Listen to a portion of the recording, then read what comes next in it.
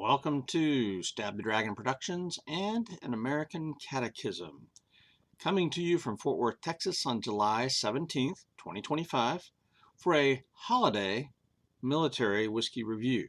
What holiday, you ask? Today is the anniversary of the Battle of Bowers Hill from back in 1794. That's during the Whiskey Rebellion in Pennsylvania. So I have chosen McFarlane's Reserve 4-grain bourbon to review. I've poured a glass of this straight Kentucky bourbon. So here are just the facts, and then I'll give you a little bit of the history behind the Battle of Bowers Hill and the Whiskey Rebellion. So just the facts. This is a Spirits Direct whiskey from Total Wine. That's a straight bourbon, distilled and bottled in Kentucky by an unnamed distillery. It's 90 proof with a mash bill that does consist of corn, rye, wheat, and malted barley. And because it's a bourbon, the corn percent has to be at least 51.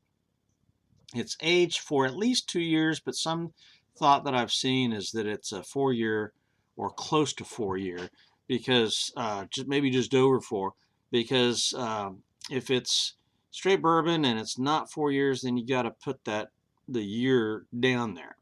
So it's at least 2, but probably 4. Wheat and rye blend together in this barley, or in this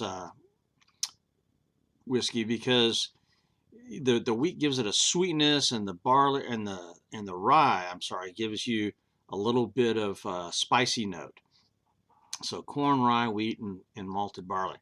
It's cost $34.99 at Total Wine, but I had a 10% off sale there. There was another edition of McFarlane's Reserve that was only $21.99, and then another one that was cast strength for the same price as this one, $39.99. So this is about a $40 bottle on most days. Tasting notes. The website says a rich complexity and soft mouthfeel. South mouthfeel? What about the north mouthfeel? There you go. A touch of rye and dark fruit, vanilla caramelized apple, honey, cherries, balanced by the subtle flavor of toasted wheat. This whiskey really did surprise me with how good it was. I wasn't expecting much from it. I'm usually not a wheater fan, but this one I found to be very good. It was gentle, smooth, rich and sweet, a little bit spicy, all in the right direction. So this is not like Maker's Mark or Larceny, 2 wheaters that I really don't care for. But see, this is the 4-grain. So I think that rye mixture in there really does help this a lot. So I liked McFarlane's Reserve quite a bit. My score was only 83, but that's due mainly to a lot of other factors. But the letter grade for drinkability was a solid B. My recommendation, this is a solid, enjoyable bourbon for the price with a very cool historical tie-in. The drinkability of this whiskey I thought was pretty good. I wouldn't hesitate to purchase another one. If you like whiskeys with a great link to American history, this is one you should try. If you're a fan of wheaters, again, give this one a try. If you are military related, active duty, or a veteran like me, this is a wonderful military whiskey that has a cool story behind it. And I do tend to collect military whiskeys. So now let's get into the history of the Whiskey Rebellion and the Battle of Bower Hill. With the new Constitution and President George Washington in his administration, there was an immediate need to raise revenue to pay off the $54 million in federal government debt. And then the government also assumed the debts of the 13 states for another $24 million. So that's close to $80 million going on there. Fighting the Revolutionary War was expensive. Tariffs and import duties were the primary revenue source for the government, but nowhere near enough. So Alexander Hamilton proposed a whiskey tax, because he considered whiskey a luxury item. The tax could be paid either on a per still basis or by the gallons, and the tax had to be paid in specie, either gold or silver. But the problem arose in western Pennsylvania, where small farmers, many of whom were veterans of the war, didn't have specie, and they were small producers. Small farmers had a small still. They made whiskey for themselves, their family, their friends, and as barter. They would, use it as a small little cash crop.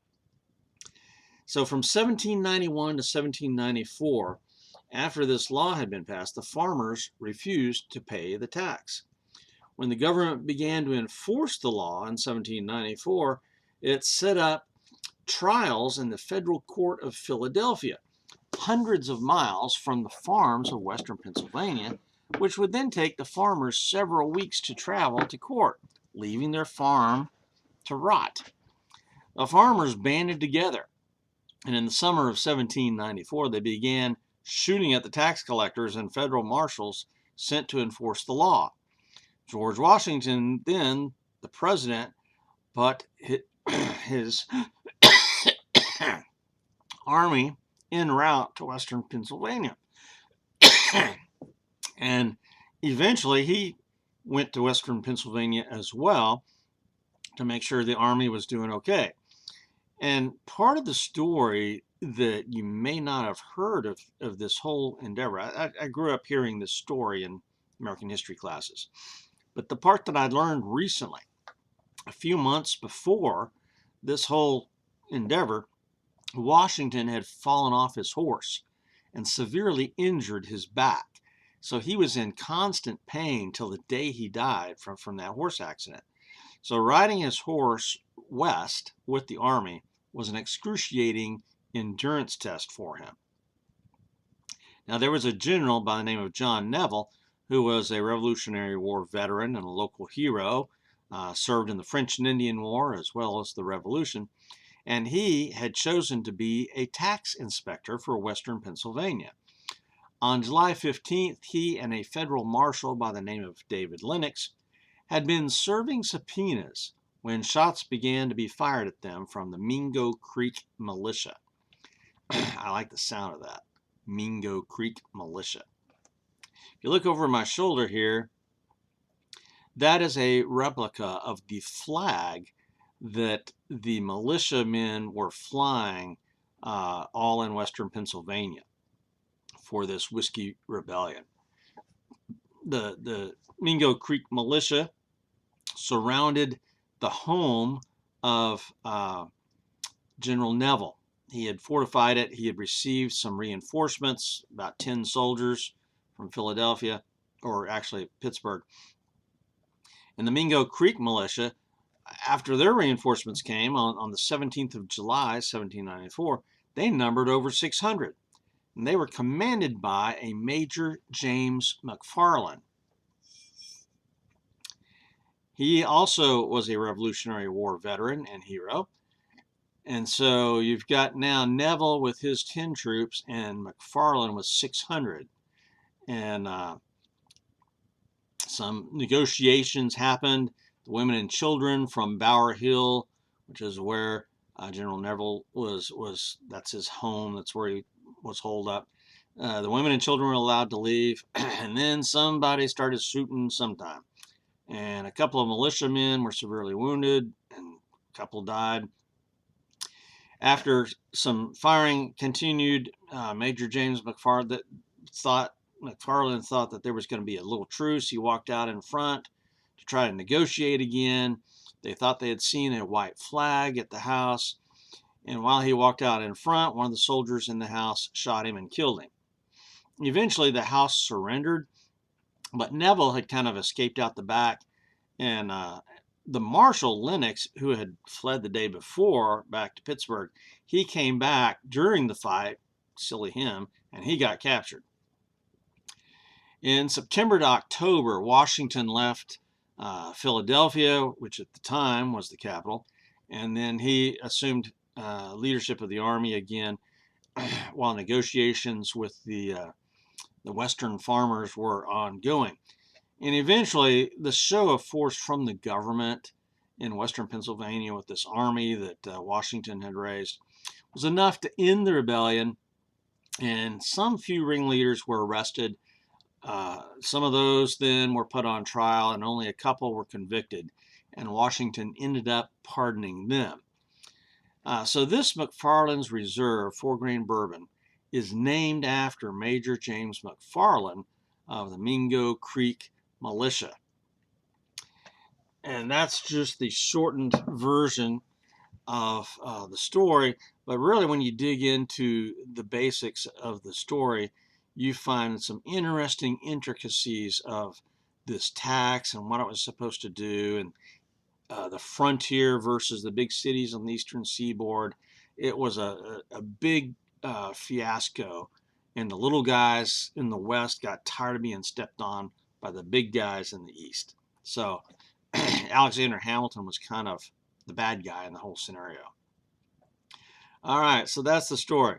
Let's go into the history of this whiskey. Tying this whiskey to the Whiskey Rebellion and the Battle of Bowers Hill is an outstanding idea, but the actual history of this brand is weak. As a Spirits Direct product in Total Wine, this whiskey is an exclusive for Total Wine, but it's got a weak and obscured history as a whiskey. The label does a decent job of telling the story of Major James McFarlane and the Battle of Bower Hill. I give it 4 out of 5 points for history. Because, I mean, the history of the battle is great, but the history behind the whiskey, not so much. Bottle, label, and marketing. I think the bottle is decent. There's nothing spectacular about it, but this is, a nice looking bottle. And just one step over basic, but the label here I find to be very attractive. They use kind of an old-fashioned parchment look to it, with the red and gold and tan colors that really match the bourbon quite well. And so the label kind of stands out. I really like that. And the information on the label is solid, except for where did this come from, right? It lets us know that it's a 4-grain, and then gives us the good history, gives the proof and all the legal stuff. So bottle, label, and marketing, 4 out of 5.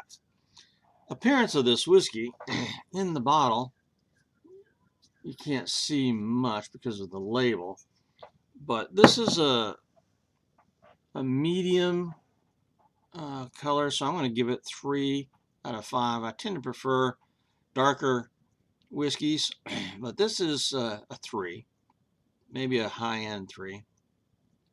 Composition. Again, it's a Spirits Direct from Total Wine exclusively, and on the label it does say it's a 4-grain, and so you got at least 51% rye, and then wheat or 51% corn, and then you've got rye, wheat, and malted barley. Proportions, I don't have. And again, it's a straight bourbon with no age statement, so that means it is at least 2 years old and likely 4. Because I think if you're a straight bourbon and you're not 4, you've got to give the age specific. And there's no age on the bottle. It is 45% ABV or 90 proof. But the question is, who makes it? The bottle label says it was distilled in Kentucky and bottled by Kentucky Whiskey Bottling in Harrodsburg, Kentucky. In trying to research this mysterious anonymous whiskey, I've found that it is linked to IJW brands. And they have some property in rickhouses in Kentucky right next to Wilderness Trail Distillery in Danville. Then they have an office in Louisville. And so some guys I've read have researched the finances here and find it related to the University of Michigan, of all places, but is then also related to a Canadian equity firm in Toronto called Waterton Global Resource Management. So there's a Canadian link, University of Michigan link. The founder's name remains anonymous. There's some spokesman out there, some lawyer guy that his name's listed, but I didn't view that as important. Apparently what this company does, IJW, because I've encountered them before, They buy whiskeys from several distilleries and then they bottle it under a variety of labels. And so they actually, the stuff I've read about this place tells me that they've got really quite the warehouse situation with several warehouses. And so they've got tens of thousands of barrels apparently that are aging, and that they may be coming out with their own brand sometime soon. So this is an independent bottler for other people, as well as, Total Wine, I guess, does this. So for composition, 12 out of 15, but again, there's a little bit of obscurity going on. Nosing of this bourbon. My nose is not real adequate for the smelling of whiskeys, but this one smells pleasant. There's sweetness there. There's a little bit of doughy, like Play-Doh, and I think that's the wheater influence. Hints of vanilla and orange, maybe. Really, this is a pretty nice nose, so I'm giving it an 8 out of 10. All right, taste.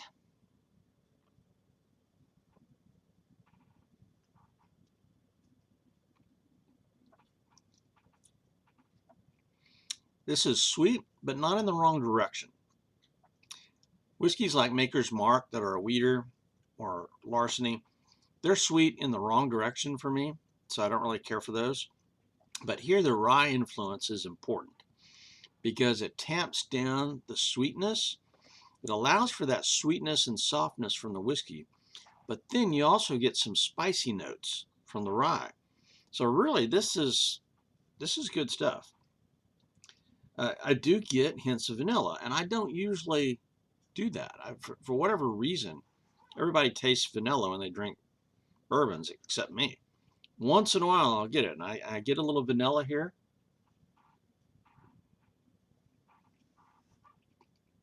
And there's a hint of citrus, like orange, maybe, which I also get in Old Grandad. So I'm getting a little bit of that. So really, this is quite nice. I'm with the wheat influence there. I kind of get school cafeteria rolls a little bit, which is not unpleasant. I mean, I like that. So maybe a little bit of yeast rolls, something like that, bready. So this was really a pleasant surprise to me in the palate. I really wasn't expecting much, but this turned into a keeper. So for taste, 22 out of 25. The mouthfeel, burn, and finish. I give this a medium mouthfeel, about right for a 90 proof. That's 4 years old. There's a pleasant burn. Nothing harsh, doesn't really get up in the sinuses. It stays in the mouth and back of the throat. Nothing really going down. There's no chest hug. So the mouthfeel is decent. The burn is wonderful for the proof, but not strong, real strong. The finish tends to not be quite as strong, but that's where I get a little bit of the yeast rolls.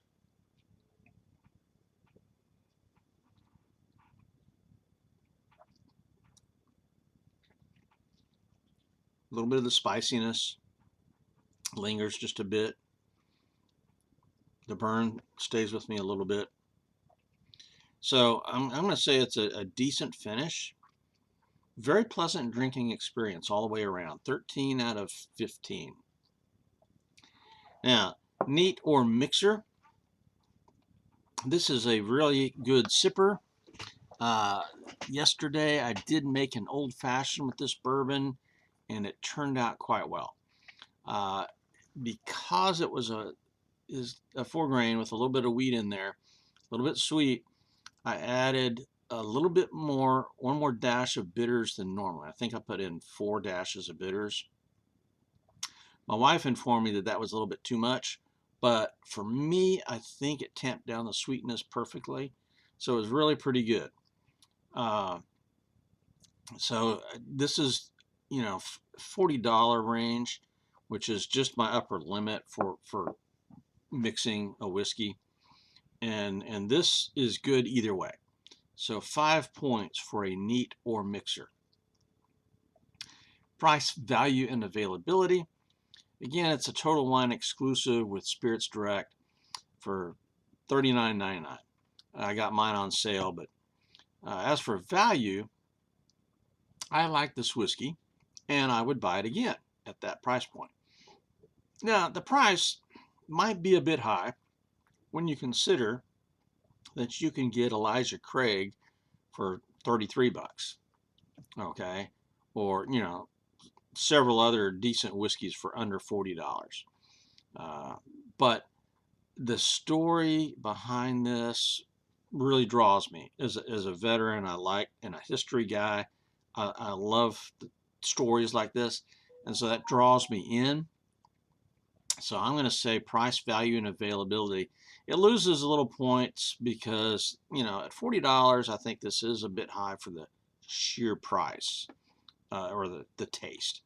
So 7 out of 10 points, I think, for price, value, and availability.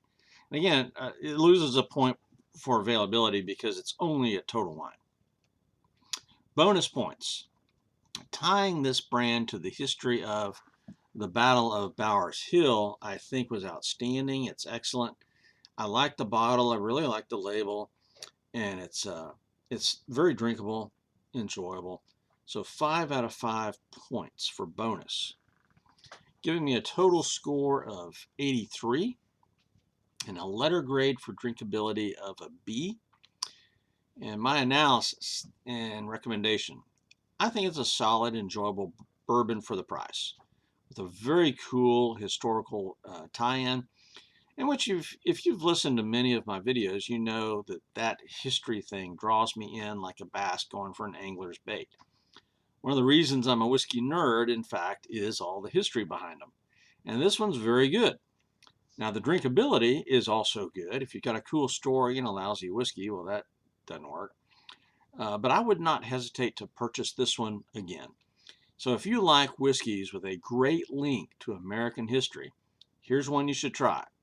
If you're a fan of wheaters, this 4-grain bourbon is a must-try. And if you're military related, active duty or veteran like me, I think this is a great military whiskey with a wonderful story. Are there better drinking whiskeys for the price? Yes. But for the cool story, price plus flavor, I'd say this is a buy. All right, next time, my next military whiskey, holiday whiskey, is coming up in August. I've got a couple of whiskeys the first week of August with some history behind them and history of America going on. So on August 1st, we have the birthday of our 38th state, the Centennial State of Colorado. And for that occasion, I've got some Stranahan's single malt that I have never sampled, bottles unopened. So we will look at the history of Colorado a little bit and Stranahan's. And then on August 4th, we've got the Coast Guard's birthday, right? And to celebrate that, I've got the Gulf of America bourbon coming out of Cincinnati, Ohio. Cincinnati, Ohio? What does that have to do with the Gulf of America? Oh, wait until we get there and I'll show you what it has to do with both the Coast Guard and the Gulf of America. So tune in August and you'll find the cool answer. All right, that does it for Stab the Dragon and for American Catechism. Out here.